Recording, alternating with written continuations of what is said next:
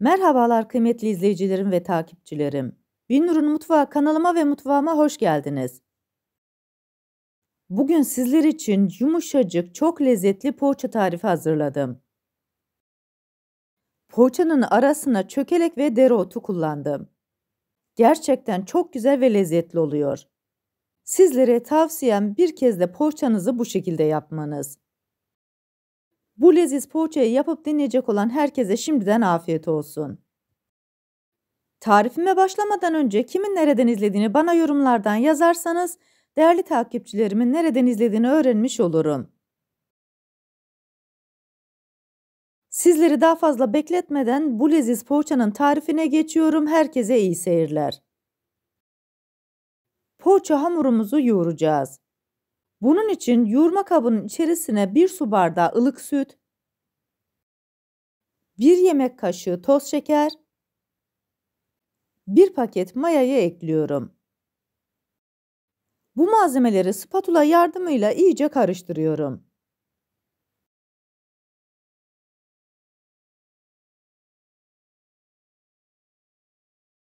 Tarifimde 2 adet yumurta kullandım. Bir tanesinin sarısını dışına sürmek için ayırıyorum, diğerlerini yoğurma kabının içerisine koyuyorum. Diğer malzemelerle birlikte yumurtayı da karıştırıyorum. Yoğurma kabının içerisine 1 çay bardağı sıvı yağını ekliyorum. Aynı zamanda karıştırmaya devam ediyorum. Tarifimde 4,5 su bardağı un kullandım. Unu eklerken kontrollü bir şekilde yavaş yavaş ekliyorum. Oldukça yumuşak bir hamur elde edeceğiz. Tarifimi buraya kadar izleyip beğendiyseniz ve hala kanalıma abone değilseniz, abone olup beğeni ve yorumlarınızla beni desteklerseniz çok sevinirim. Unun bir kısmını daha ekliyorum. 1 tatlı kaşığı tuzu da ekledikten sonra spatulayı hamurun içerisinden çıkartıyorum. 125 gram tereyağını hamurun içerisine koyuyorum. Tereyağınızın çok yumuşak bir kıvamda olmasına özen gösterin. Elimle yoğurmaya devam ediyorum. Daha sonra unun kalan kısmını da ekliyorum. Toplamda 4,5 su bardağı un kullanmış oldum. Kullanmış olduğum su bardağı ölçüsü 200 mililitre.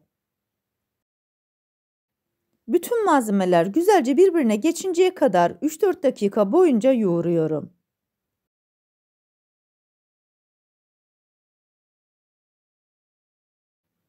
Dört dakikanın sonunda hamurumuz oldukça güzel kıvamını aldı.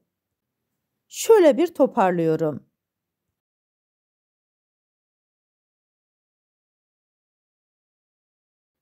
Ters çevirip düzelttikten sonra hamurun üzerini kapatıyorum.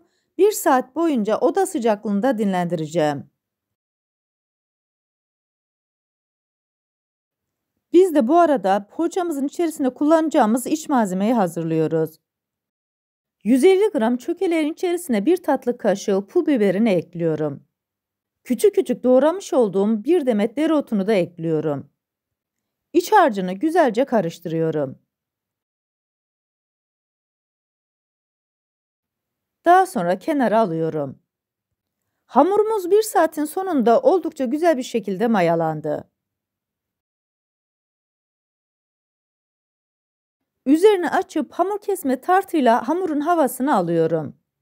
Böylelikle mayanın tadını hissetmeyeceğiz. Hamuru açmak için tezgahın üzerine biraz buğday nişastası serpiştiriyorum. Böylelikle poğaçalarımız daha güzel kıyır kıyır olacak. Hamuru nişastanın üzerine koyuyorum. Elimle açabildiğim kadar hamuru açıyorum. Bu aşamada isterseniz hamurun hepsini elinizle bu şekilde açabilirsiniz. Ya da benim yaptığım gibi merdane kullanarak inceltebilirsiniz. Önemli olan hamurun 1 santim kalınlıkta olması. Bu tarifimde kullanmış olduğum bütün malzemeleri videomun altındaki açıklama kısmında ölçüleriyle birlikte paylaşıyor olacağım. İsterseniz oradan da bakıp faydalanabilirsiniz. Hamuru yeteri kadar büyüklükte açtım. Ağız kısmı geniş olan su bardağını alıyorum. Su bardağıyla hamuru kesiyorum. Bu yöntem sayesinde bütün poğaçalarımız aynı büyüklükte olacak.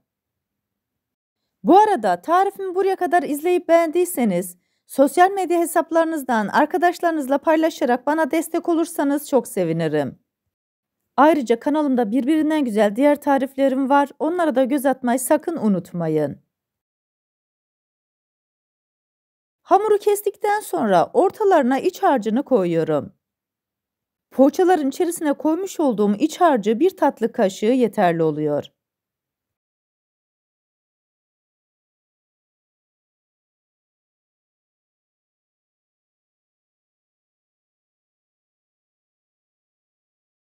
Artık poğaçalarımıza şekil verme zamanı.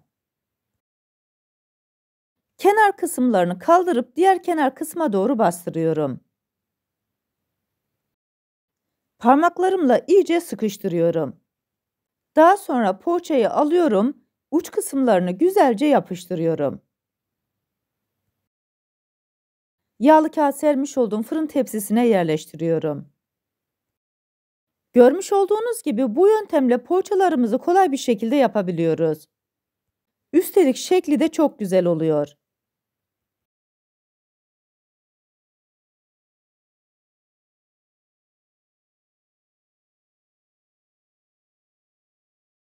Kesmiş olduğum hamurların hepsine şeklini verdim. Kenarlarda kalan hamurları toparlıyorum.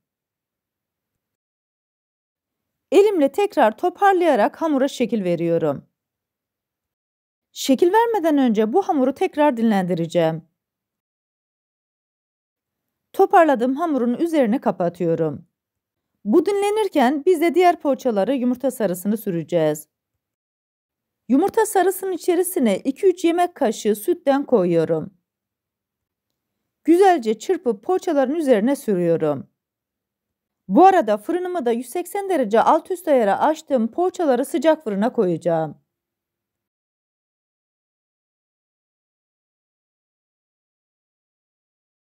Hazırlamış olduğum poğaçaları sıcak fırına götürüyorum.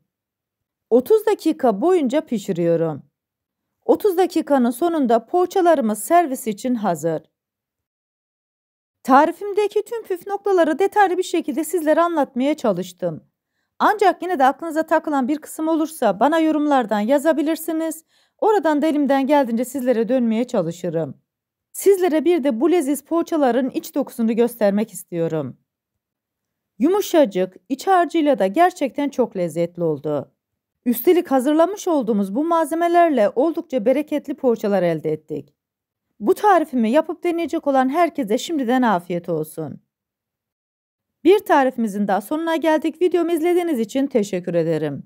Bana destek olmak için tarifimi beğendiyseniz beğenmeyi, abone değilseniz abone olmayı, yeni tariflerimi izlemek için bildirim zilini açmayı, tariflerimi sevdiklerinizle paylaşmayı unutmayın. Her şeyin gönlünüzce olması dileğiyle. Hoşça kalın, afiyetle kalın, Allah'a emanet olun.